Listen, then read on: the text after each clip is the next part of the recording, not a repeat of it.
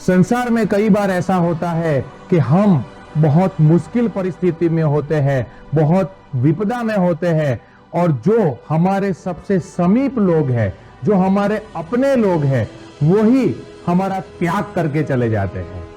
और उस समय पे हम बहुत निराश हो जाते हैं, हम बहुत दुखी हो जाते हैं। लेकिन फिर हम खुद चल के इस समस्या से बाहर आते हैं और अपने आप को इस समस्या से बाहर निकालते हैं। अब परिस्थिति चाहे जो भी हो, आपको उन लोगों से जरा भी क्रोधित होने की जरूरत नहीं है जिन लोगों ने मुश्किल परिस्थितियों में आपको छोड़ के चले गए।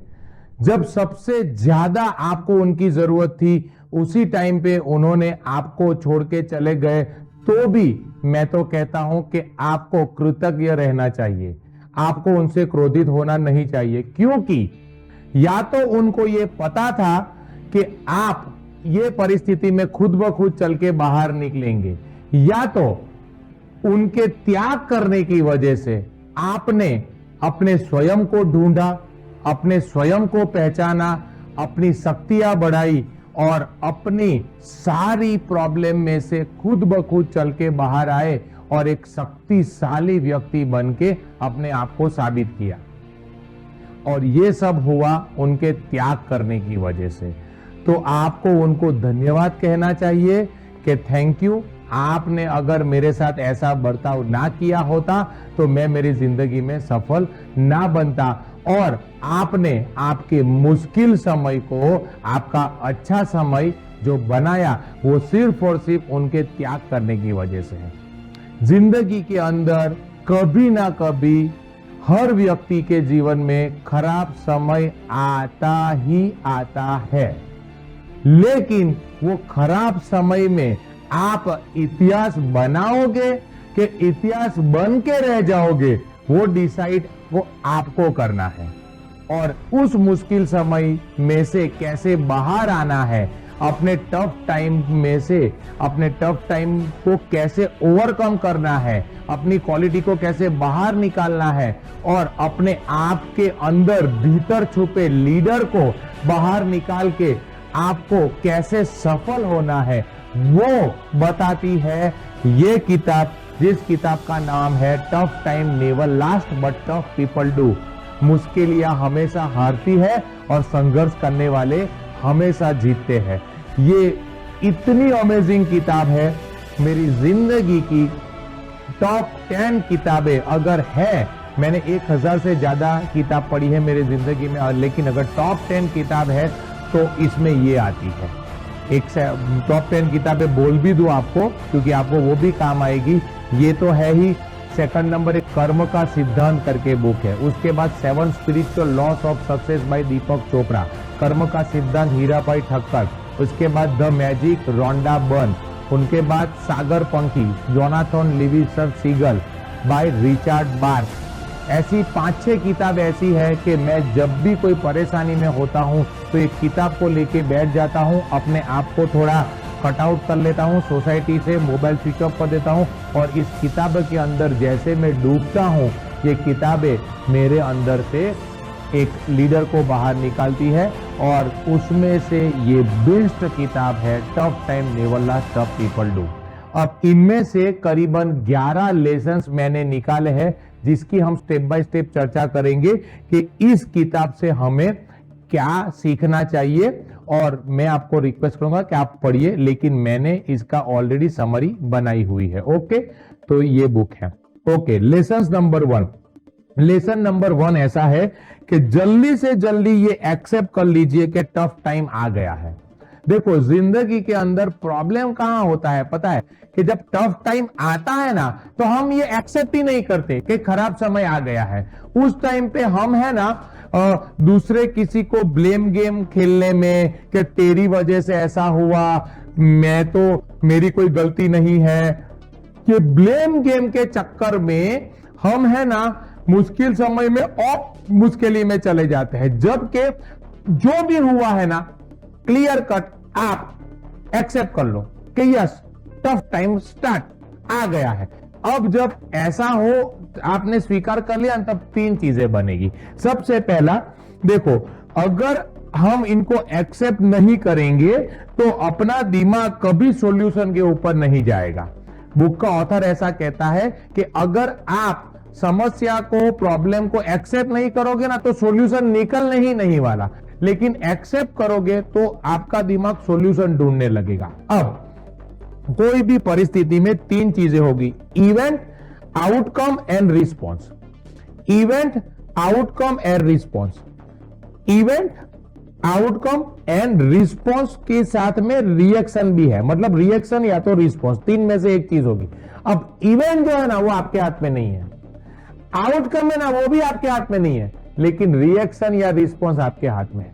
कोई भी घटना बन गई, कल अगर मेरा समझो एक्सीडेंट हो गया, कल समझो कुछ किसी की डेथ हो गई, या कुछ भी मेरा दोस्त मेरे से अलग हो गया, रिलेशनशिप ब्रेकअप आ गया, धंधा बंद हो गया, कुछ भी गवर्नमेंट ने कोई लॉ ला, कुछ भी इवेंट बनी, वो आपके हाथ में नहीं है।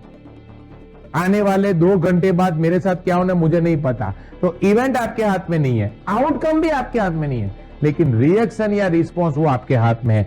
अब समझो, रिएक्शन जो है ना उसको अनकंट्रोल एक्शन बोला जाता है और रिस्पॉन्स को कंट्रोल एक्शन बोला जाता है। एक बार भगवान बुद्ध जा रहे थे, किसी ने उनके मुंह पे थूक दिया, तो भगवान बुद्ध ने ऐसे करके पोंछ दिया। वो बंदा खुद अवाक रह गया। उन्होंने बोला कि आपने कुछ रिएक्शन क्यों नहीं दिया? तो उन्होंने बोला कि रिएक्शन देने वाला बंदा सालों पहले मर गया है और मैं अपने आप को बुद्ध से बुद्ध तक की, मतलब बुद्ध से बुद्ध तक की यात्रा मैंने तय की है और अब जो तुम्हारे सामने बंदा है ना वो रिस्पॉन्स करने वाला बंदा है। मेरी एक्शन कंट्रोल्ड एक्शन है, अनकंट्रोल एक्शन नहीं। अनकंट्रोल एक्शन में रिएक्शन होगा। एक रेस्टोरेंट के अंदर खाना चल रहा था, अचानक से बाहर से एक इंसेक्ट आया और एक लड़की के हाथ पे बैठा। उसने जैसे उसको देखा कि बूमाबूम करने लग गए, चिल्लम चिल्ले करने लग गए और माहौल इतना बिगड़ गया। उस टाइम पे एक वेटर वहां पे गया और खड़ा रहा। वो इंसेक्ट सीधा उड़ के वेटर के यहाँ पे आ गया। वेटर सिर्फ शांति से खड़ा रहा, एकदम शांति से। फिर ऐसे देखा और धीरे से ऐसे पकड़ लिया और ऐसे पकड़ के वो जाके बाहर फेंक के आ गया। अब वो लड़की का रिएक्शन वो अनकंट्रोल्ड एक्शन था, उसको कंट्रोल में ही नहीं आया तो वो रिएक्शन में चला गया। कोई भी आपको गुस्सा करते हैं और आप गाली गलौज करने लग जाते हैं, इसको बोलते हैं अनकंट्रोल्ड रिएक्शन। ओके, रिएक्शन और कंट्रोल रिएक्शन मतलब रिस्पॉन्स, शांति से आपने जवाब दिया। किसी ने आपको मतलब किसी ने आपको उकसाया, किसी ने आपको कुछ जाना मारा, कुछ नहीं, बोले कोई नहीं, बोल ले तू, मैं तुझे तब जवाब दूंगा जब मुझे जवाब देना होगा। तो इसको बोलते हैं कंट्रोल रिएक्शन। ओके, प्रॉब्लम इतनी बड़ी प्रॉब्लम नहीं होती, लेकिन प्रॉब्लम को प्रॉब्लम मान लेना यही सबसे बड़ी प्रॉब्लम है।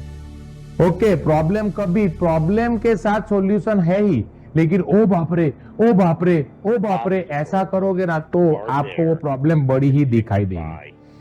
आप इमोशन से गवर्न हो रहे हो या इमोशन को गवर्न कर रहे हो? आप इमोशन से गवर्न हो रहे हो, आप भावनाओं में बहते जा रहे हो कि भावनाओं के अपने ऊपर हावी नहीं होने देते हो।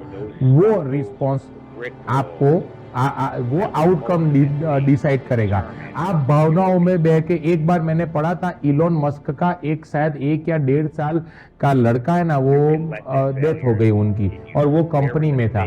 जब उनको पता चला, उन्होंने सीधा ये बोला कि सीधा उनको लेके आप फ्यूनरल सेंटर पे आओ।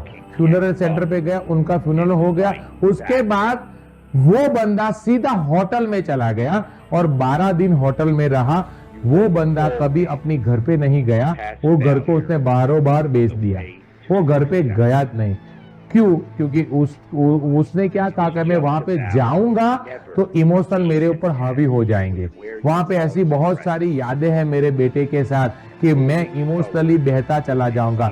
वो उसमें गया नहीं, क्योंकि जो हो गया है वो तो हो ही गया है, उसमें रोने धोने से कुछ होगा नहीं। तो ये सारी चीजें आपको सीखनी है। ओके, अब नंबर 2 लेसन ऐसी है, हर प्रॉब्लम अपने आप में एक अपॉर्चुनिटी को लेके आती है। प्रॉब्लम के साथ अपॉर्चुनिटी है ही। दुनिया का ऐसा कोई ताला नहीं बना जिसकी चाबी ना हो, ताले के साथ चाबी बनती ही है। कोई प्रॉब्लम में से निखर जाता है और कोई बिखर जाता है। जो निखर जाता है वो रिकॉर्ड तोड़ देता है और जो बिखर जाता है वो खुद टूट के रह जाता है। मुश्किल परिस्थितियों में कुछ लोग रिकॉर्ड तोड़ देते हैं और कुछ लोग खुद टूट जाते हैं। आप कौन से हो वो आपको डिसाइड करना है। एक जब बटरफ्लाई है वो कोकून में से बटरफ्लाई बनने का जो पूरा मेटामॉर्फिज्म प्रोसेस कहा जाता है। यूट्यूब पे आप या तो गूगल पे लिखो मेटामॉर्फिज्म प्रोसेस, कोई कोकून से, इतना छोटा कोकून से पूरी बटरफ्लाई बनने की प्रोसेस है। अब वो प्रोसेस में आपको पिक्चर दिखाई देगा कि पहले वो कोकून तोड़ता है, फिर हल्के से बाहर निकलता है, फिर बाहर निकलने में वो बहुत प्रयास करता है, अपना मुंह ऐसे ऐसे करता है, फिर आधा बाहर निकलता है, फिर ऐसे से वो पूरी प्रोसेस आप देख पाओगे। लेकिन उस समय पे सिर्फ आपने ऐसा करके हाथ लगा दिया तो तुरंत कोकून टूट जाएगा और वो जो अंदर की जो ईयड़ है वो बाहर निकल जाएगी, लेकिन वो कभी भी बटरफ्लाई नहीं बन पाएगी। क्यों? क्योंकि वो जब इस तरीके से कोकून से ऐसे अंदर से ऐसे ऐसे ऐसे करके निकल रही थी ना, तो इसकी ये बॉर्डर जो है ना वो पूरी स्ट्रॉन्ग बन रही थी, जिसके ऊपर फिर पंख आएंगे और वो पंख से वो उड़ेगी। तो कहने का मतलब है कि जिंदगी में प्रॉब्लम जो है वो आएंगे ही, और प्रॉब्लम आपको स्ट्रॉन्ग करने के लिए आते हैं। प्रॉब्लम जो है वो आपको बेहतर बनाने के लिए आएंगे। प्रॉब्लम जो है वो हमेशा आपके अंदर की क्वालिटी को निखारने के लिए आते हैं। जिंदगी में जिसको सबसे ज्यादा प्रॉब्लम है वही सबसे ज्यादा निखर के आता है। आप देख लो कि अगर जिनके प्रॉब्लम नहीं है ना, उनकी जिंदगी में बहुत कुछ है, बहुत पैसा है, सारे रिसोर्सेज है, लेकिन उनका कहीं नामो निशान नहीं है। लेकिन जो लोग आज की तारीख में भी 100 बिलियनर्स, अरबपति में से शायद 90 बिलियनर्स ऐसे थे और ऐसे है जो फर्स्ट जनरेशन बिलियनर है, मतलब कि उनके बाप दादा लोग के पास एक भी रुपया नहीं था, लेकिन वो मुश्किल परिस्थितियों में से बाहर आए। मैंने कहीं पे पढ़ा था कि एक बंदा बोलता है कि मैं साइकिल पे चल रहा था और साइकिल पे चलते चलते मैंने जरूरत की, लेकिन मेरा बेटा जो है ना वो बाइक पे सफर करेगा, फिर उसका बेटा है ना वो कार पे सफर करेगा, और उनका बेटा है ना वो प्लेन में सफर करेगा, लेकिन प्लेन वाले का बेटा है ना फिर से साइकिल पे आएगा। क्यों? क्योंकि इन्होंने प्रॉब्लम में से बाहर निकले, उनको बैठा बिठाया मिल गया। तो ये बहुत ही जबरदस्त लेसन है कि जिंदगी में प्रॉब्लम आते हैं तो आपको बेहतर बनाने के लिए ही आते हैं। अगर ये प्रोसेस को रोक दिया गया, मेटामॉर्फिज्म को रोक दिया गया, तो बटरफ्लाई बन नहीं सकता, वो बीच से ही मर जाएगा। ओके, तो कहने का मतलब ये है कि जिंदगी में हमेशा प्रॉब्लम जो है वो आपको बेहतर बनाने के लिए आएंगे। Lesson number 3, out of the box thinking करना है। How many solution we have in this tough time. कोई भी एक घटना बन गई, इसमें ऑथर अपनी एक घटना बोलता है। ये ऑथर जो है ना रॉबर्ट स्कलर, वो है ना एक्चुअली एक पादरी है, मतलब वो है ना एक बहुत बड़ा चर्च बनाना चाहता था, क्योंकि उसके चर्च में ऐसा होता था कि बहुत मतलब पहले कोई आता नहीं था, लेकिन धीरे धीरे करके इतने लोग आने लगे कि उनको पास बैठने की जगह ही नहीं थी, और उन्होंने बाहर शेड बनाया था, और शेड बना के वो वहां पे खड़े रहे थे। तब बोले एक बार इतनी बारिश हुई ना कि लोग आधी प्रेयर से बाहर निकल के बोले वो मेरी जिंदगी का काला दिन था, और उस दिन मैंने डिसीजन लिया कि मैं चर्च को बहुत बड़ा बनाऊंगा। लेकिन बोले मेरे पास पैसे नहीं थे। अब उसके पास प्रॉब्लम था, क्या प्रॉब्लम था कि मुझे चर्च को बड़ा बनाना है लेकिन पैसे नहीं है। ओके, तो अब उन्होंने सॉल्यूशन के ऊपर सोचना चालू किया कि भाई आउट ऑफ द बॉक्स गया कि बनाना है, मतलब प्रॉब्लम है कि मुझे पास पैसे नहीं है और मुझे चर्च बनाना है, और व्हाट इज द सॉल्यूशन। तो सॉल्यूशन वो लिखते गया कि मैं 10 मिलियन लोगों के, मतलब मैं 10 मिलियन डॉलर का खर्च था, 10 मिलियन डॉलर। तो बोले मैं है ना मतलब कि 10 मिलियन लोगों के पास या तो 1-1 रुपया लूंगा, या तो मैं 5 मिलियन लोगों के पास 2-2 रुपया लूंगा, या तो मैं ऐसा करते करते उन्होंने 10 पॉसिबिलिटी, या तो मैं 10 लोगों के पास 1-1 मिलियन ले लेता हूं, तो बात ही खत्म। लेकिन वो नहीं हुआ, तो मैंने बोला कि मैं 20 लोगों के पास ज्यादा था। इस तरीके से उन्होंने 22-23 सॉल्यूशन निकाले, और उसमें से एक सॉल्यूशन उसने अपनाया और वो चर्च बनाया, और आज की तारीख में भी वो उसी चर्च के अंदर वो प्रेयर करता है। तो वो क्या बोलता है कि कोई भी प्रॉब्लम है ना, उनको बैठ के उसकी पॉसिबिलिटी सॉल्यूशंस के ऊपर डिस्कस करके क्या क्या उनके सॉल्यूशन हो सकते हैं। आया? तो कोई भी मतलब जब पॉसिबिलिटी बनानी शुरू करोगे तब दिमाग उस नजरिए से सोचना चालू करेगा। जब भी लोग कंप्लेंट्स करना शुरू कर देते हैं तो फिर वो सॉल्यूशन के ऊपर कभी नहीं जा पाते। बोले मेरे साथ ऐसा क्यों हुआ, मैं अब बहुत प्रॉब्लम में आ गया हूं, मैं उससे कब निकल पाऊंगा।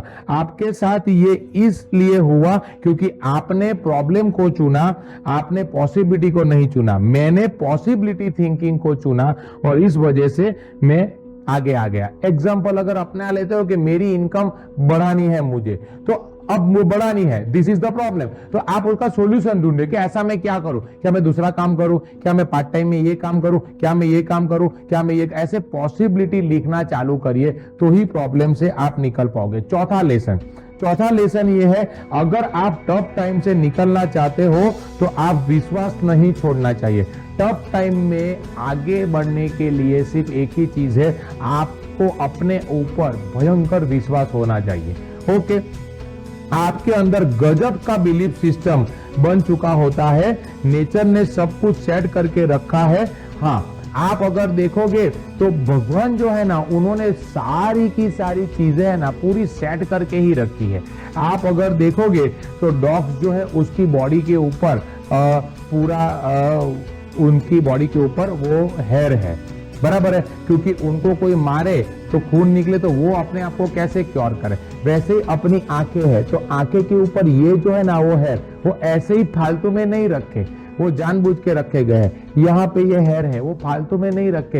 हर चीज भगवान ने बहुत ही सोच समझ के दी है। हमारा माइंड प्रॉब्लम की जगह पे जब सॉल्यूशन के तरफ चला जाता है ना, तब हम एक अलग ही बिलीफ से हम ये प्रॉब्लम में से बाहर निकल सकते हैं। मतलब कि कोई भी प्रॉब्लम के अंदर आपको एक बिलीफ सिस्टम को डेवलप करना है और वो बिलीफ सिस्टम जो है वो आपको प्रॉब्लम में से बाहर निकालेगी। लेसन नंबर 5 ये है, अगर आप प्रॉब्लम को देखने का नजरिया बदलते हो तो आप सॉल्यूशन के ऊपर आ जाते हो।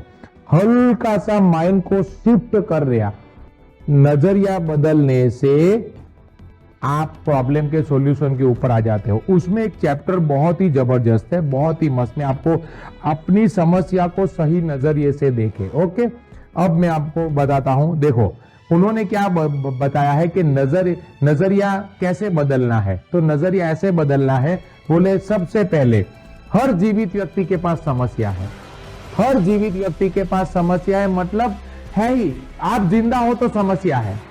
अब आपने अपना नजरिया बदला, एटीट्यूड चेंज किया, हर जीवित व्यक्ति के पास समस्या है। दूसरा, हर समस्या की निश्चित अवधि है। हर समस्या की एक निश्चित अवधि है, आपने नजरिया चेंज किया। हर जीवित व्यक्ति के पास समस्या है, हर समस्या की निश्चित अवधि है, हर समस्या में सकारात्मक संभावनाएं छुपी होती है, आपने अपना नजरिया चेंज किया। हर संभावना में, हर प्रॉब्लम में निश्चित संभावना छिपी होती है। चौथी, हर समस्या आपको बेहतर बना देगी, आपने नजरिया चेंज किया, आपने आपका अभिगम चेंज किया, आपने आपका एटीट्यूड चेंज किया। हर समस्या आपको बदल के रख देगी, मतलब कि आपने हल्का सा माइंड शिफ्ट किया तो आपने नजरिया चेंज किया, प्रॉब्लम चेंज हो जाएंगे। आप चुन सकते हो कि आपकी समस्या आपका साथ क्या करेगी, वो आप डिसाइड करोगे।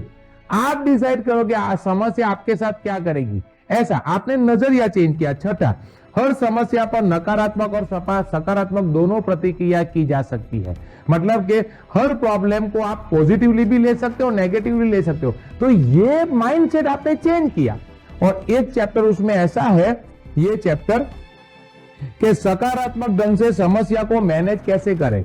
वो बोलता है कि समस्या कभी भी खत्म नहीं होगी, समस्या को मैनेज करना है, समस्या को आपको मैनेज करना है, समस्या खत्म नहीं होने वाली। एक प्रॉब्लम आ गया तो प्रॉब्लम कुछ रातों रात सॉल्व नहीं होगा, उसको मैनेज करना पड़ता है, और वो मैनेज आप अपने नजरिए को चेंज करके कर सकते हो। आया समझ में? ब्रेक ले। तो आपके नजरिए को चेंज करके आप समस्या को चेंज कर सकते हो। आपने अगर पढ़ाई की है तो जो कार्बन है ना, कार्बन एटम, कार्बन एटम को जब प्रेशर दिया जाता है ना, तो कार्बन एटम है ना लेड बन जाता है, पीबी जिसको बोलते हैं, जिसकी संज्ञा पीबी है, और जिसका है ना डायग्राम जो है ना, मतलब वो मतलब हेक्सागोन स्ट्रक्चर में वो बनता है ना, तो वो पीबी बन जाए, लेड, जिससे पेंसिल बनती है। अब मतलब वहां तक वो सहन कर पाया प्रेशर, फिर टूट गया तो वो पेंसिल बन गई। लेकिन कुछ कार्बन एटम ऐसे होते हैं कि जो 800 डिग्री टेम्परेचर, 800 डिग्री टेम्परेचर में भी टूटते नहीं है, और वो लास्ट में वो टेट्राहेक्सागोन स्ट्रक्चर, मतलब कि 12 का स्ट्रक्चर बन जाता है, 12 का स्ट्रक्चर, और वो बन जाता है डायमंड। अब कोलसा जो है वो ममरे के भाव से बिकता है, एक ट्रक भर के कोलसा आपको ममरे के भाव पे बिकेगा। पीबी जो है लेड, ग्रेफाइट, वो उससे महंगी बिकती है, लेकिन जो हीरा है वो एक ही हीरा करोड़ों रुपए का जाता है। अब ये इससे मैं क्या समझना चाहता हूं कि प्रॉब्लम आ रहा है, आप टूट गए हो तो गेम खत्म। अगर प्रॉब्लम के अंदर आप नहीं टूटे, वो पता है दशरथ मांझी मूवी का डायलॉग कि क्या लगा नहीं आएंगे, जब तक तोड़ेंगे नहीं तब तक छोड़ेंगे नहीं, ऐसा कि ऐसा एटीट्यूड आपको बनाना है कि कुछ भी हो जाए, मैं मेरा एटीट्यूड को मेरे साथ ही रखूंगा, मैं कोई भी प्रॉब्लम में टूटने वाला नहीं हूं। वो नेवर से डाई एटीट्यूड आपको रखना है। ओके, चलो आगे, लेसन 6, इससे और बुरा क्या हो सकता था। शांति से चिंतन करो कि हम कितने लकी है कि हम, इससे भी बुरा हो सकता था। प्रॉब्लम को, इसको मैनेज करना बोलते हैं। मैंने लेसन्स बनाए हैं, वरना ये 4 घंटे में भी किताब नहीं खत्म होती। मैंने सिर्फ धर धर करके मतलब लेसन्स बना दिए हैं, जिससे आपको एकदम शॉर्ट में समझा सकता हूं। तो वो क्या बोलता है, मैनेज करने में ये नियम आता है कि भाई आप ऐसा सोचो कि इससे भी बुरा हो सकता था।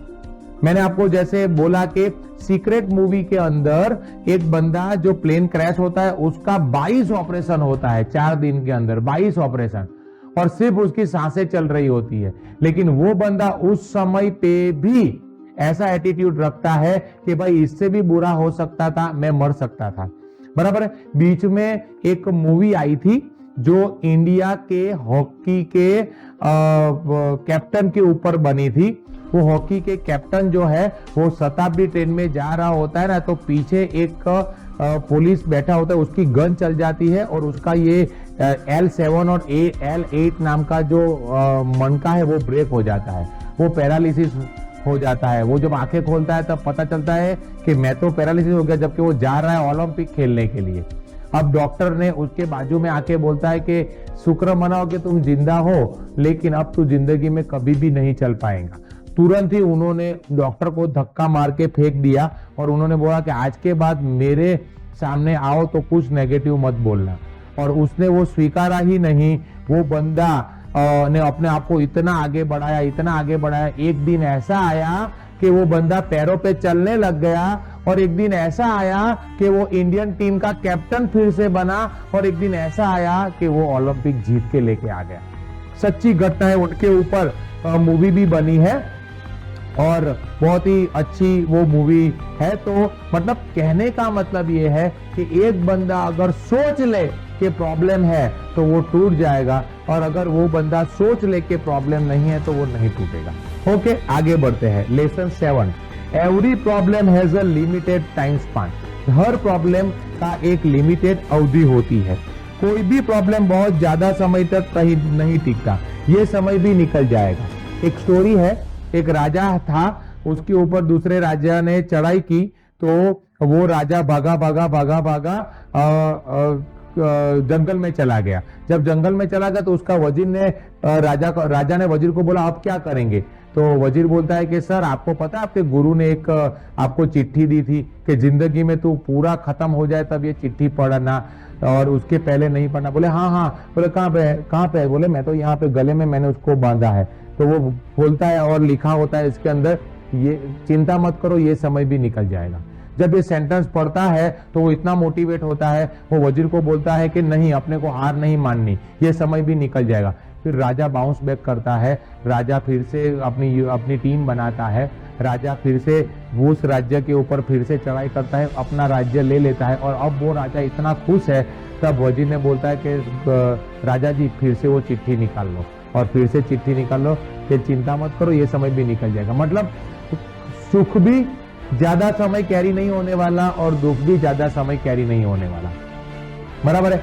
आप सुख में कैसे रिएक्ट करते हो और आप दुख में कैसे रिएक्ट करते हो वो आपके ऊपर है। मतलब अल्टीमेटली वो कोई भी प्रॉब्लम के अंदर आपका नजरिया, आपका माइंडसेट ही डिसाइड करेगा कि आप ये परिस्थिति को रोक के निकालोगे कि हंस के निकालोगे। ओके, अब आगे है, इसमें यहाँ पे मैंने 2-3 एग्जाम्पल लिखे हैं कि आप हिस्ट्री को उठाकर देख लो। जिन जिन को भी प्रॉब्लम आई उन लोगों ने बाउंस बैक किया। अमिताभ बच्चन एक जमाने में सुपरस्टार था, एक जमाना ऐसा आया कि वो भयंकर बैंकरप्ट हो गया, उसके पास कुछ भी नहीं था, 82 उसके ऊपर केस थे और वो कंप्लीट बैंकरप्ट, लेकिन वो बाउंस बैक हुआ। अरुणिमा सिन्हा करके इंडिया की एक एथलीट है, वो एक बार ओलंपिक जीत के कुछ आ रही थी तो गले में उन्होंने वो ओलंपिक का वो लगाया हुआ था, तो वहाँ पे कुछ लड़के लोगों ने उसको ये खींचना चाहा और वहाँ पे झगड़ा हुआ और उसको चालू ट्रेन से फेंक दिया गया और वो लड़की जब नीचे गिरी तो उसके ऊपर से ट्रेन चल गई और उसका पैर काटना पड़ा।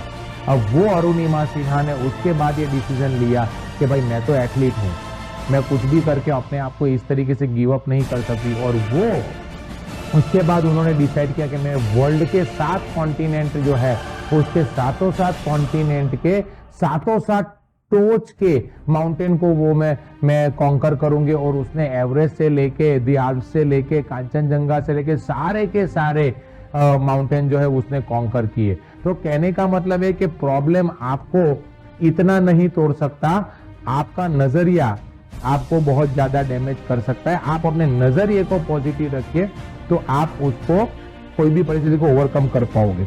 उसके बाद लेसन नंबर 8 है, every problem hold positive possibility and solution problem के अंदर है। ये बोलता है कि सॉल्यूशन जो है वो प्रॉब्लम के अंदर ही है, आपको ढूंढते हुए आना चाहिए।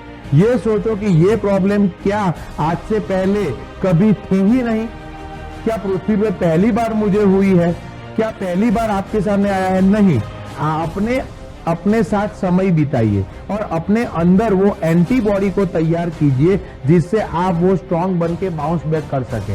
कोई भी प्रॉब्लम है ना, हमने जब कोरोना के टाइम पे हमने वैक्सीनेशन लगाई थी तो वैक्सीन लगाने के बाद 2 दिन 1 दिन के अंदर वो आपको बुखार आया। वो बुखार क्या है? वो बुखार है ना, शरीर जो है बॉडी वो एंटीबॉडी तैयार कर रही है कि शरीर के ऊपर कुछ आया है, कुछ अंदर आया है, मतलब वैक्सीन के जरिए, तो उसके अंदर बहुत सारे मरे हुए कीटाणु है लेकिन बॉडी नहीं एक्सेप्ट करेगी। बॉडी उसको ऐसा, बॉडी को लगेगा कि बॉडी के ऊपर अटैक हुआ है, ऐसा बॉडी फील करती है तो बॉडी तुरंत ही एंटीबॉडी बनानी चालू करती है। तो वैसे प्रॉब्लम आपके ऊपर आते हैं ना, तो प्रॉब्लम आपके अंदर के लीडर को बाहर निकालेगी, आपके अंदर के मोटिवेटर को बाहर निकालेगी, आपके अंदर के छिपे हुए एक जिन को अंदर से बाहर निकाल देगी और आप एक बेहतर बन के बाहर निकलोगे। तो प्रॉब्लम आपको बेहतर बनाने के लिए ही आते हैं। Lesson 9, don't under estimate your problem. कोई भी प्रॉब्लम छोटी नहीं होती, हर प्रॉब्लम अपने पीछे एक साइन छोड़ती है। अगर आपने वो कुदरत का संकेत नहीं समझा, हाँ वो बोलता है कि कोई भी प्रॉब्लम रातों रात नहीं आने वाली, वो प्रॉब्लम में कहीं ना कहीं आपने कुदरत का संकेत जो है वो नहीं एक्सेप्ट किया। मैंने एक मेरी पिक्स एंड वैलीज करके बुक है, उसका रिव्यू में मैंने कहा था कि जब आप आपकी जिंदगी के पीक पे होते हो उस समय पे या तो आप एरोगेंट बन जाते हो या तो आप इतने मतलब के अपने आप को अपुनिज भगवान समझ लेते हो, इस वजह से कि आप मतलब के प्रॉब्लम आती है। जिंदगी में प्रॉब्लम आप ही की गलती की वजह से आएगी। कभी भी जिंदगी में प्रॉब्लम ऐसा नहीं है कि मतलब कि आपने ऐसा कुछ सिस्टम ब्रेक की होगी। ऐसा कहते हैं कि अगर आप एक पन्ना भी तोड़ते हो पेड़ का, एक पत्ता भी तोड़ते हो पेड़ का, तो आप सृष्टि का, यूनिवर्स का सिस्टम को ब्रेक कर रहे हो। वैसे जाने अनजाने में आपने कुछ गलती की होगी, इस वजह से ये प्रॉब्लम आया। तो ये कुदरत का संकेत समझो और अब यहाँ पे लेसन्स लिखो कि आने वाले समय में अब मैं इतना चौकन्ना हो जाऊंगा कि मैं अब ये गलती कभी नहीं करूंगा जिससे दूसरी बार प्रॉब्लम आए। Okay, lesson number 10, don't x aggregate the problem. छोटे प्रॉब्लम को बड़ा मत करो। हम जितना डरते हैं उससे सिर्फ 3% ही, ये सिर्फ 3% ही है। प्रॉब्लम का राय का पहाड़ मत बनाओ। मतलब कि ये ऐसा कहते हैं कि प्रॉब्लम को इतना छोटा भी मत आको और प्रॉब्लम को इतना बड़ा भी मत आको। हम है ना, प्रॉब्लम जब होती है ना, या तो उसको मत, ठीक है अभी ठीक है, ऐसा करेंगे तो बड़ा हो जाएगा। और प्रॉब्लम इतना बड़ा भी नहीं है जितना आप बोल रहे हो। आया समझ में? इतना छोटा सा सांप देखा, एक बंदे ने घर पे आके बोला पापा मैंने सांप देखा, इतना सांप था। ओ बाप रे। अब पापा जाके बोलता है कि मेरे बेटे ने आप सांप देखा, इतना था। वो फिर आके बोलता है कि मेरे बेटे ने आप वो किया, इतना था। अरे भाई इतना ही था। कहने का मतलब ये कि छोटे प्रॉब्लम को बड़ा मत करो। प्रॉब्लम आया है उसका सॉल्यूशन के ऊपर, आपका दिमाग हमेशा सॉल्यूशन के ऊपर होना चाहिए। लेसन नंबर 11, डोंट वेट कि कोई आएगा और आपको बाहर निकालेगा। आपको चैलेंज इसीलिए आया है क्योंकि वो आपको बेहतर बनाना चाहता है, आपका बेस निकलना चाहता है। Small part of your mind will constantly engage with your goal.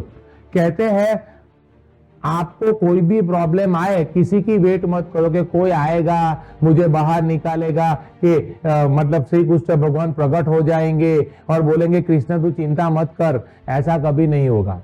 बराबर है, वो कृष्णा के पास आता है, अपने पास कोई आने, अपने को तो खुद ही बाउंस बैक करना है। और अपने दिमाग को 95% अपने दिमाग को प्रॉब्लम में ऐसा हो ना तो एंगेज रखिए, कोई प्रॉब्लम। लेकिन 5% आपका दिमाग हमेशा आपके गोल के तरफ होना चाहिए। कहते हैं कि आपको प्रॉब्लम दिखती है तो गोल नहीं दिखेगा, और गोल दिखता है तो प्रॉब्लम नहीं दिखेगा।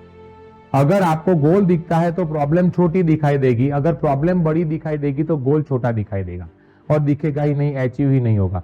तो कहने का मतलब यह है कि डोंट वेट, कोई आने वाला नहीं है, खुद ही आप आगे बढ़ो।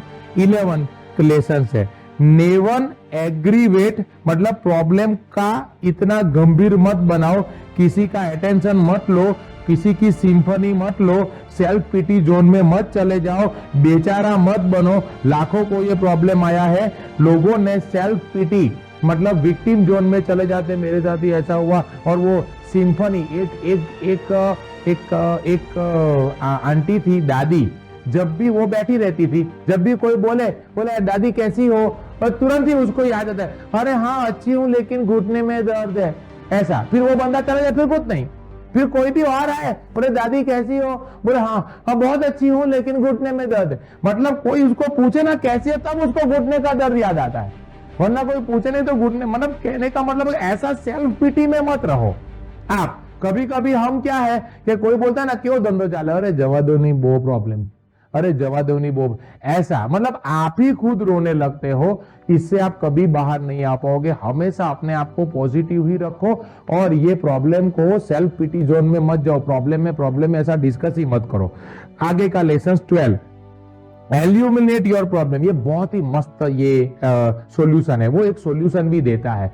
ये सारा तो मैंने पूरा बुक के अंदर का जो माइंड सेट है उसकी बात की, लेकिन एक सॉल्यूशन वो देता है। वो सॉल्यूशन का फॉर्मूला को बोलते हैं IPDE formula. I from identify the problem, P for possibility, D for decide और E फॉर एग्जीक्यूट। सबसे पहला प्रॉब्लम को आइडेंटिफाई करो, सबसे पहला कि हाँ ये प्रॉब्लम है, आइडेंटिफाई द प्रॉब्लम। दूसरा पॉसिबिलिटी, प्रिडिक्ट करो कि इसकी क्या क्या पॉसिबिलिटी है। तीसरा डिसाइड करो कि ये पॉसिबिलिटी में से ये वाली पॉसिबिलिटी के ऊपर मैं काम करूंगा। और लास्ट में ई फॉर एग्जीक्यूट करना चालू करो। Don't decide the outcome of your life until the final result will come.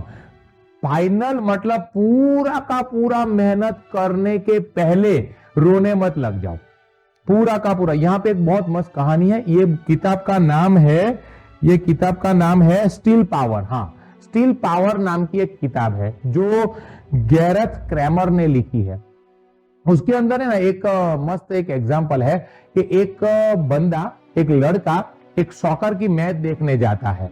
अब जब सॉकर की वो मैच देखने जाता है तो हाफ टाइम हो गया होता है और उसकी टीम है ना वो 0 से पीछे थी, तीन गोल आगे थे, 3 गोल उसका आगे थे और वो 0 पे था उसकी टीम। हुआ क्या कि एक बुढ़े कपल वहां पे आया और बुढ़ा कपल वहां पे आके उनको बोलता है कि क्या स्कोर है। बोले स्कोर है 0-3 and my team is at 0 and another team is at 3। फिर वो इतना मोटिवेट हो गया लगता है, तो वो बुढ़ा फिर कंटाल के उसको बोलता है कि तेरी टीम तो हारने वाली है, तू इतना एक्साइटेड क्यों हो रहा है। तो वो बोलता है, अब वो बच्चा बोलता है कि this is not the final time, this is not मतलब एंड टाइम, अभी बोले विसल बजी नहीं है, वेट। तो बोले अभी वो कितना, बोले 4 गोल थोड़े ना करेंगे 45 मिनट में। तो वो बोलता है बच्चा, uncle wait, this is not final whistle has not yet blown. तो वो बोलता है कुछ नहीं। फिर गेम ऐसी चलती है कि गेम जीत जाती है और 3-5 से वो जीतते हैं और लड़का लास्ट में वो अंकल को बोलता है हेलो अंकल बाय बाय, ऐसा। तो वो बच्चा इसको ऐसा बोलता है कि देखा जो ली तूने, ऐसा। तो कहने का मतलब है कि नेवर, मतलब के फाइनल विसल अभी बजी नहीं है, आप अपने आप को हथियार रख मत दो। आया समझ में। इसी बुक के अंदर एक बहुत जबरदस्त एक और चीज भी लिखी है। इसने बोला है कि तुम्हारा परफॉर्मेंस जो है ना वो एक इक्वेशन के ऊपर काम करता है कि performance is equal to capabilities minus your internal dialogue. Your performance is equal to your क्षमता, capability minus your internal dialogue.